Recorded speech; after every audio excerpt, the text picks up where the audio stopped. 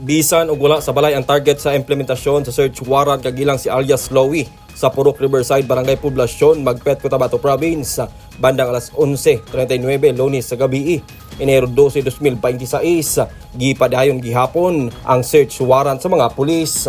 Giotingkay ang mga suok sa balay ug posibleng gitaguan sa ilegal nga droga. Live-in partner lang sa suspect ug anak niini ang nagtawat sa mga pulis. Kay milakaw matod pa si alias Lowy ug wala maabti sa mga pulis ug wala masayri kung asa kini padulong.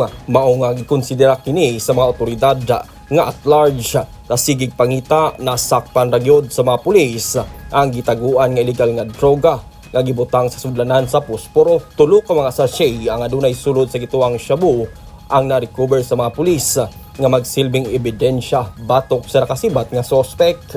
Nanguli na lang ang mga pulis nga dala ang droga o wala ang suspect i-submit ngadto sa korte ang mga nakuhang ebidensya. Marvin Revilla, Newsline Philippines, Cotabato Province. Stay safe.